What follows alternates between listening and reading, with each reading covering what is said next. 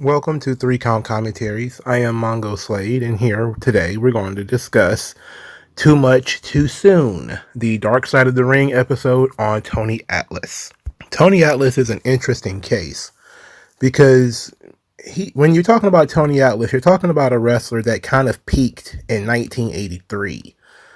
Despite, a lot of people knowing who he is, he hadn't done a lot in wrestling and has not done anything of note since at least 1990. Sure, he was put into the Hall of Fame. Sure, he was a manager for Mark Henry, but those were small bit roles. He was not a major player in any wrestling promotion since 1983.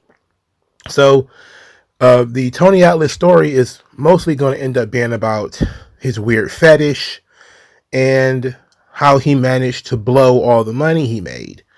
It's a very MC Hammer or broke story. And it's an interesting one because it's a cautionary tale. It's a really good cautionary tale. He wrote a book with Scott Teal in about 2010 maybe. Unfortunately, I haven't read it.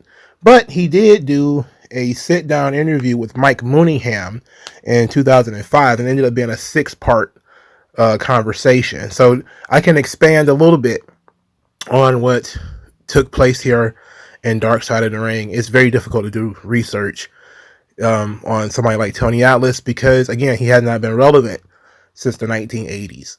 And we're going to go into the fall of the Soul Patrol, his beef with Rocky Johnson. I had to listen to some shoot interviews to get a sense of why these two guys are not fans of each other, and we'll get into that. So let's get started with his beginnings. In Dark Side of the Ring, they tell the story that his father did not work and his mom did. And his mom was a tough lady, good Christian woman. But in the Mike Mooneyham conversation in 2005, he said that he had 8 siblings and that altogether he believes his father had 36 children and that the state had taken most of his siblings away from him, from his family, and that the state had taken him when he was 12 years old because he had not brushed his teeth or washed his face until he was 12 years old. This, of course, is extreme neglect.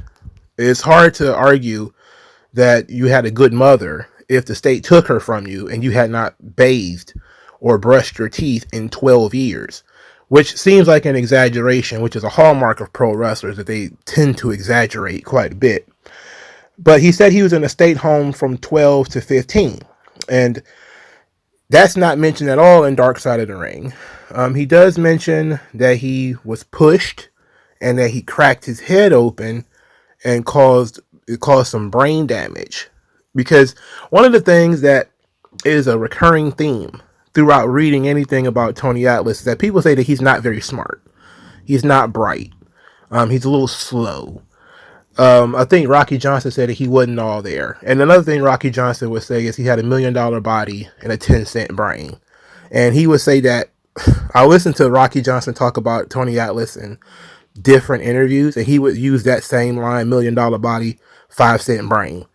It's one of the things that is consistent when Rocky Johnson is talking about Tony Atlas. But it's Tony Atlas's way of explaining why he's not the brightest bulb in the lamp. But he said that while he was in the hospital, he got on his knees and he prayed to God to be strong like Samson and to have a lot of money. And that everything that he prayed for, he ended up getting. He got it too early, but he ended up getting it.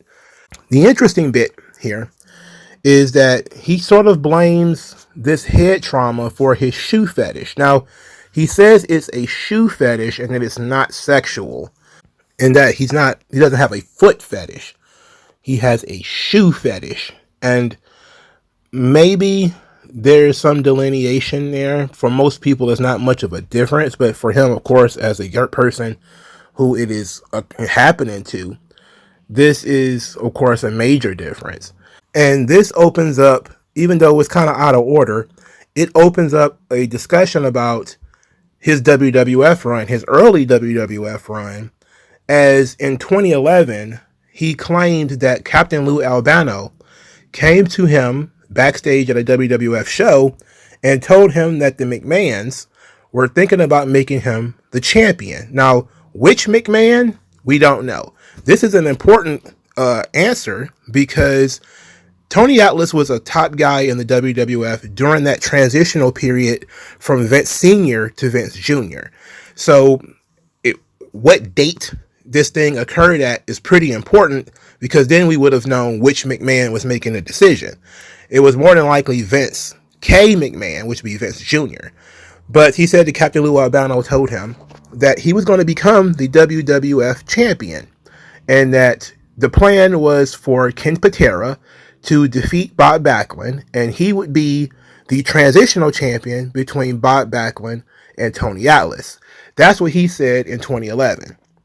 But Tony Atlas had a young lady that he was taking care of in Los Angeles. He had bought the woman a condo, had bought her a car, and was giving her, I think he said $1,000 in an allowance because she played into his foot fetish. She was kind of his dominatrix. She would walk on him, and that he left the territory. He flew out to California in order to get walked on by this woman, and while he was gone, the McMahons fired him, and so he never got the WWF title. That's a pretty tall claim that he made, and he repeated that claim in Dark Side of the Ring.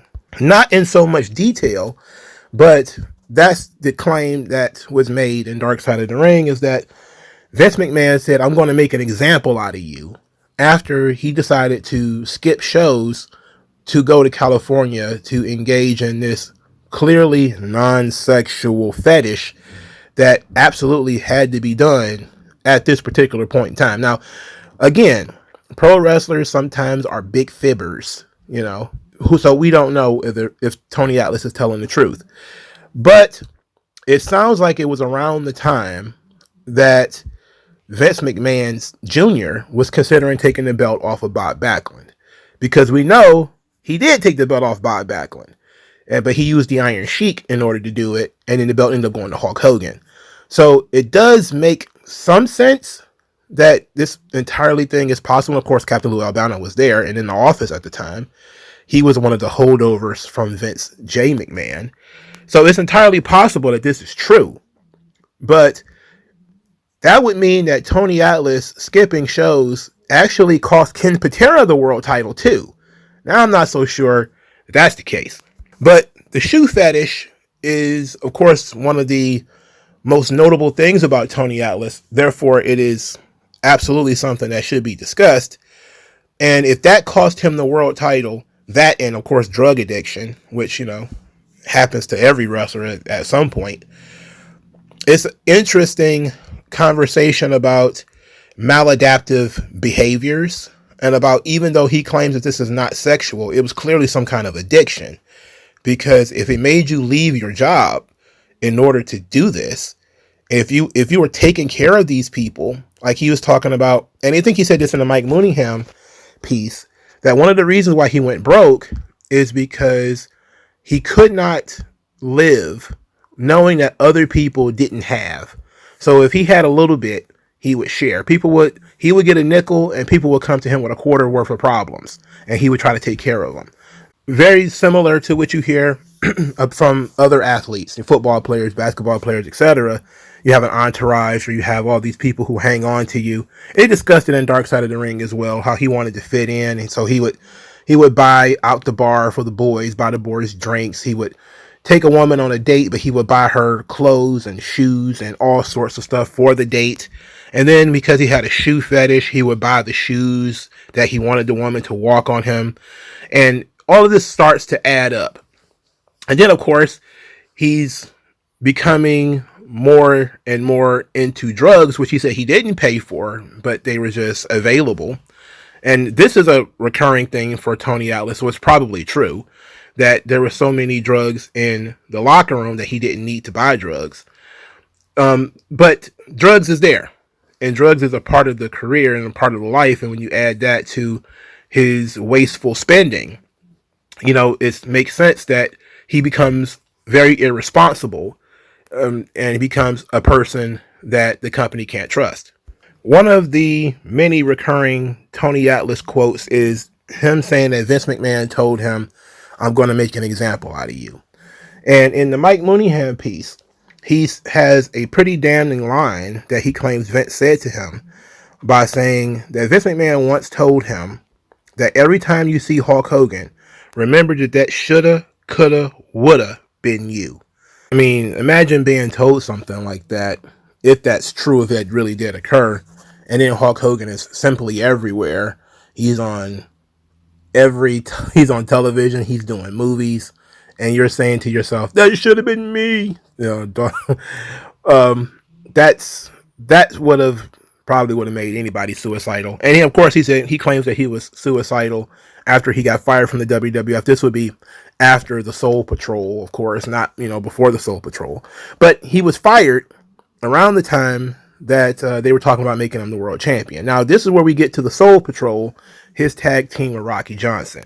Now, the Soul Patrol falling apart is a very interesting conversation if you try to listen to both perspectives.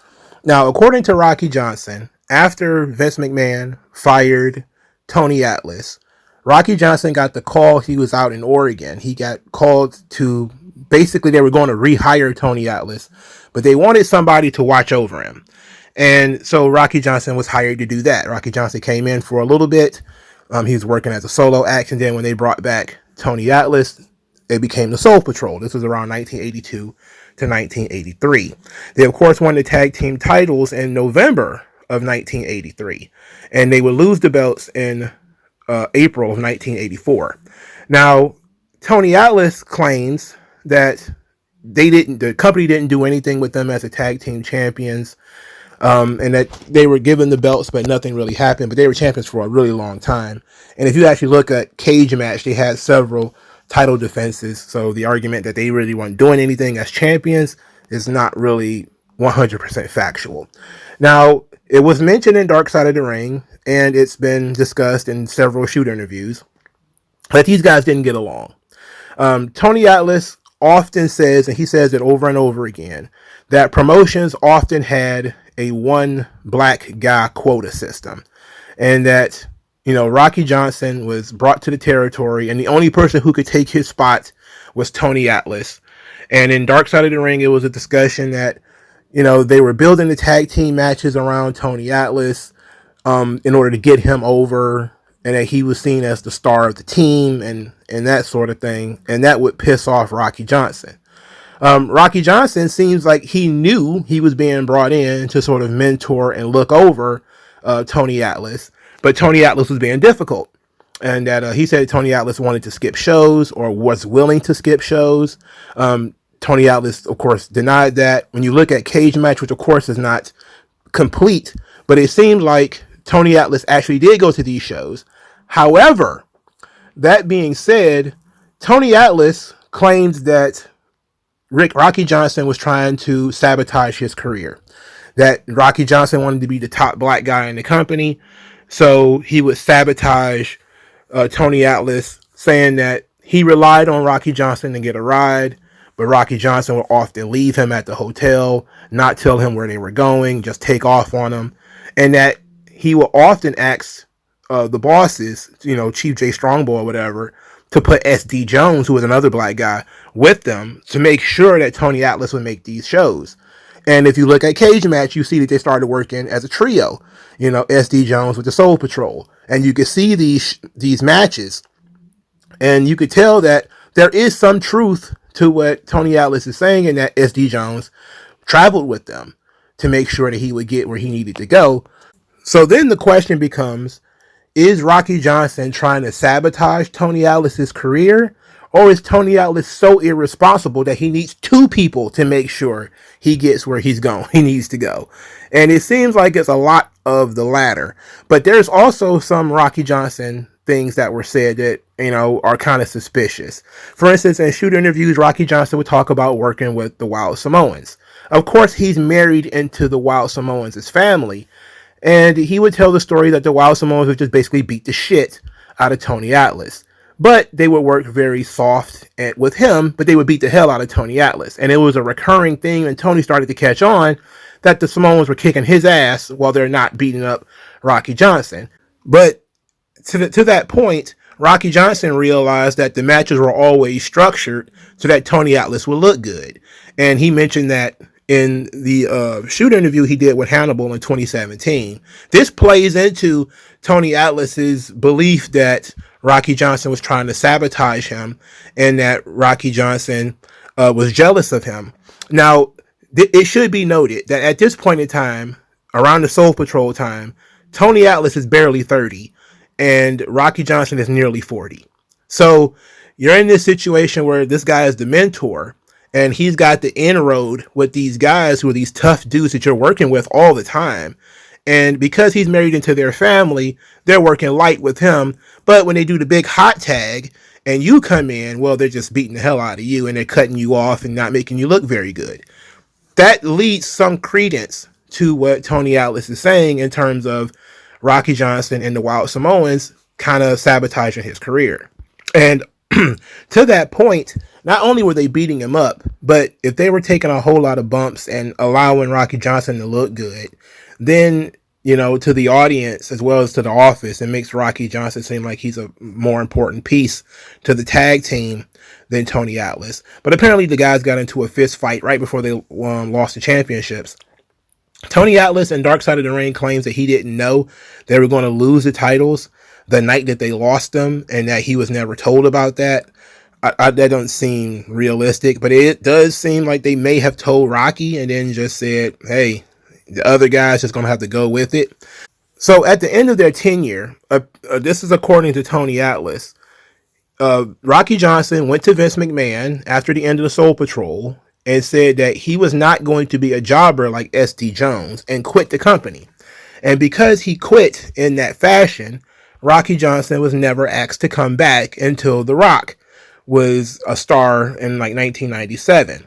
Meanwhile, Tony Atlas not only kept his job, he was still doing jobs around the WWF around this time, but he returned in 1990 and returned at other points in time, and that Rocky Johnson felt a bad way about that, and that that was the reason why they had so much heat even later in life. And then he claims that he got calls from Rocky Johnson's wife when Rocky Johnson couldn't get booked for cons and different signings, and the wife would try to, hey, let's do a Soul Patrol signing. But all of this stuff came out after Rocky Johnson died. So there's no Rocky Johnson response to any of this. But it also doesn't make sense considering Rocky Johnson has a rich son. I mean, does he really need to do Comic Cons and signing events if, you know, your son is Dwayne The Rock Johnson? And, you know, it's not like Rocky Johnson himself was not very well known. Amongst people who knew who Tony Atlas was, clearly those people also knew who Rocky Johnson was. But it's a thing in wrestling for a while. Like we heard that Ted DiBiase would get calls from Virgil and want to do the Comic Cons and things together because as a solo, he wasn't a very strong draw. But if he was to team up with Ted DiBiase, it would be a bigger deal, and DiBiase would also kind of blow him off and say he didn't want nothing to do with that.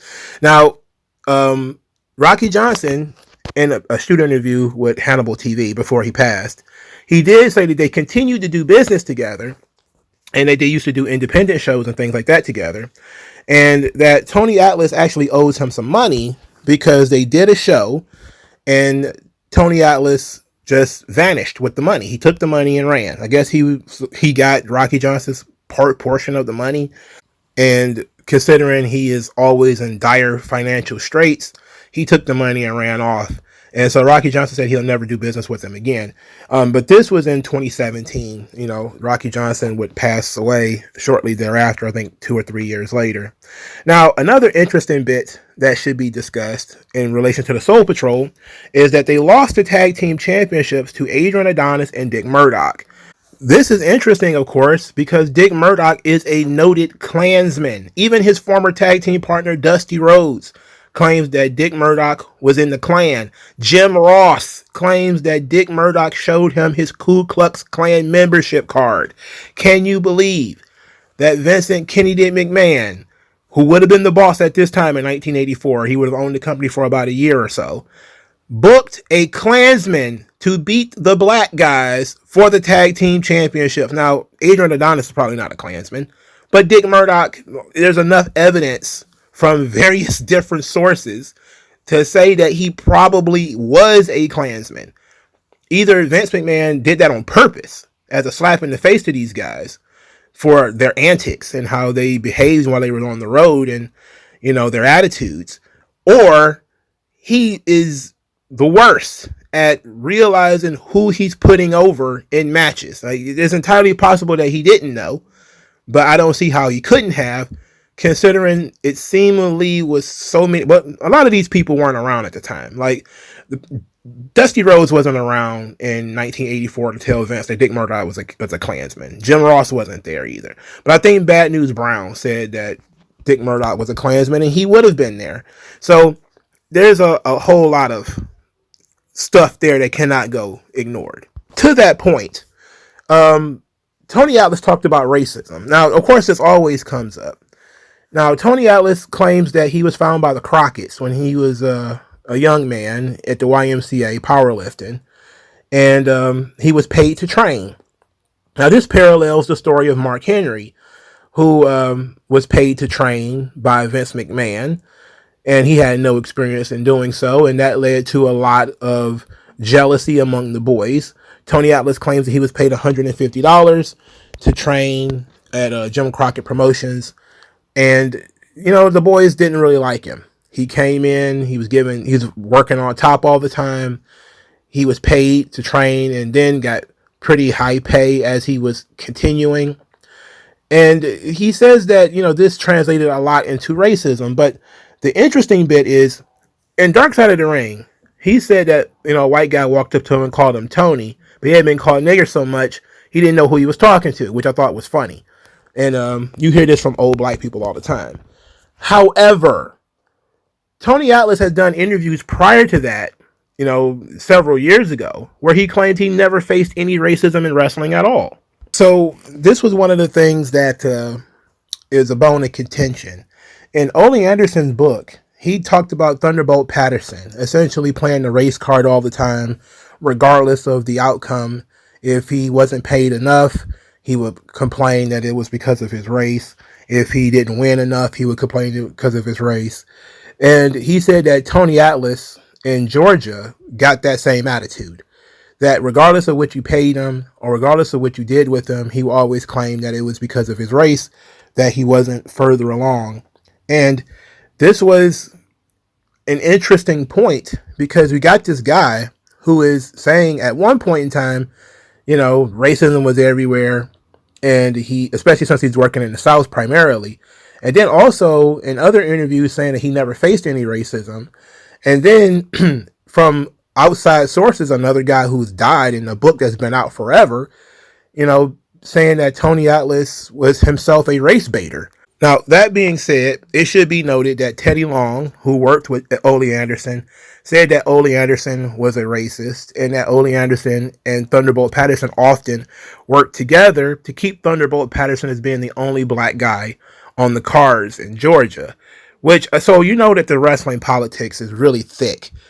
Who knows who is telling the truth about what in these circumstances? Now, apparently, Tony Atlas, and this comes from Scott's Blog of Doom, also said, quote, Atlas said he's rode with guys that have showed him their clan card, but those same guys would stand by him and fight with him if he needed it. He said, if you're looking for racism, you're looking in the wrong business. Now, this comes from, of course, a Legends Roundtable that he's summarizing from WWE in 2015. So there's more than one interview out there where Tony Atlas is saying that he's never faced any racism or that the racism in wrestling is minimal. Again, take from it what you will, you know, but stereotypes exist for a reason. And sometimes people play into those stereotypes, or, you know, maybe those people who had clan cards, well, they joined the clan before they had any black friends. We don't know. But this is just one of the many nuanced conversations that are never had, because it's easy to just say, well, everybody's a racist, or I faced a ton of racism, and then that's it. Even if that's not true, or even if you're exaggerating. Again, like I said, wrestlers are very good fibbers. They don't always tell the truth completely, or they exaggerate the truth. Now, of course, let's talk about Saba Simba in order to close this thing out. So Tony Atlas, at this point in time, he had left the WWF. He had washed out of WCW. He went to work for Mario Savoldi in Maine as an independent wrestler. Then Tony Atlas claims Vince McMahon running shows in Maine hurt Savoldi's business, and then he ended up going out of business, and that led to Tony Atlas being penniless and homeless, living on park benches in Maine. He's eating hamburgers out of the garbage. He has nothing but his weightlifting or bodybuilding trophies. And then he's found by his current wife, Monica, who was 13 years older than he is. That's not mentioned in Dark Side of the Ring and maybe not even relevant. But she's a much older woman who takes him in, feeds him, clothes him, gives him a place to stay. And from there, he gets a job. I think he said he's working as a bouncer at a club. He's doing, physical, personal training, those sorts of things. And then he gets a phone call from Vince McMahon, who apparently has an idea for this character, Saba Simba. Now, one thing that has been pretty consistent when it comes to Tony Atlas, he's had some really sharp things to say about Vince McMahon. Depending on when you ask him, it's an up and down thing. That's kind of the same for a lot of wrestlers, however. Tony Atlas mentions in the Mooningham article that him and Vince are like brothers, that he loves Vince. Vince saved his life with the Saba Simba gimmick. That's a consistent thing over and over again. Despite the fact that I hate it, despite the fact that so many people hated it and that they were laughing at it and thought it was ridiculous, he said, hey, it put me back on TV. It put money in my pocket. He saved my life.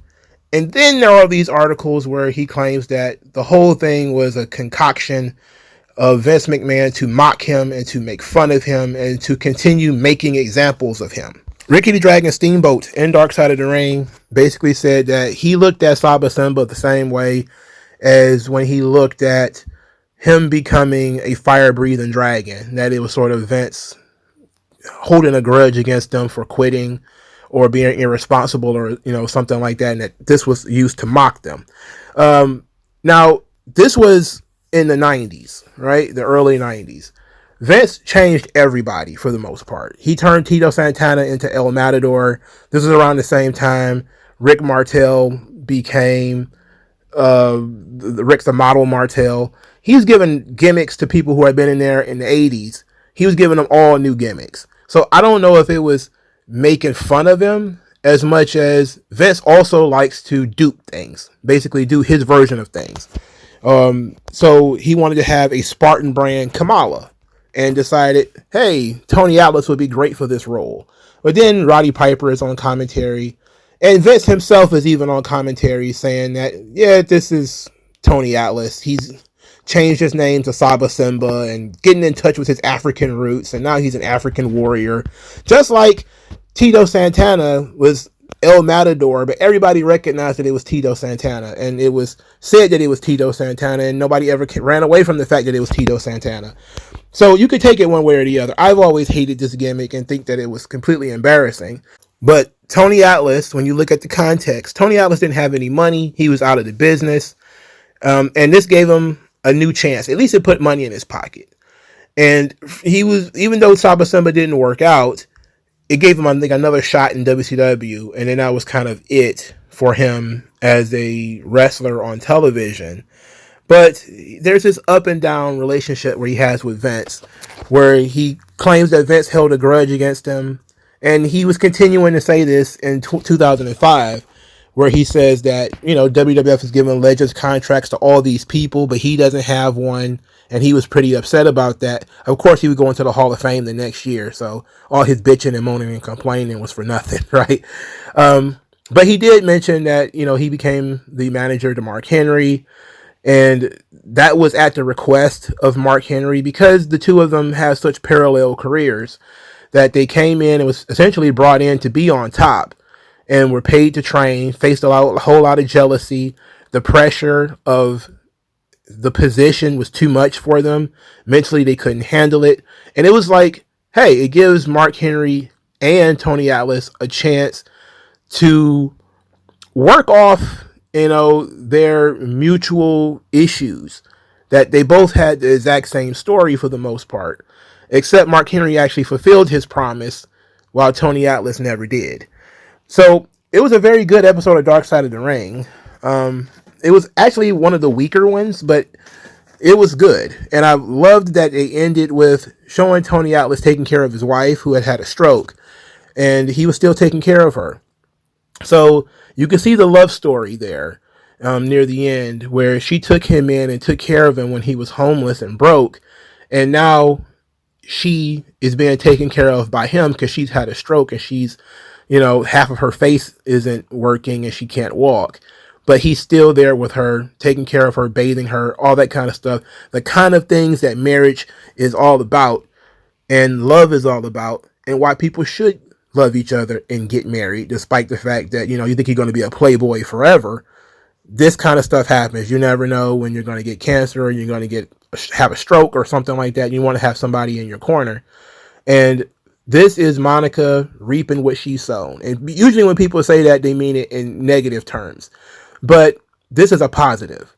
She found a man, she took care of him, and now he is taking care of her in her older age with her disabilities. And there's no better way to end the Tony Atlas story than he's just a genuine good guy. Now, you could say he's a serial liar, and there is some evidence to that. There are some nuanced things that, people just tell their side of the story sometimes. And that has been the history of Tony Atlas for a long time, is people just say, well, he's just a liar. Much like Hulk Hogan, he just comes, you talk to him every day, he'll have a different story every day. And that makes doing interviews and things like that with him different. But there are some things that are fairly consistent.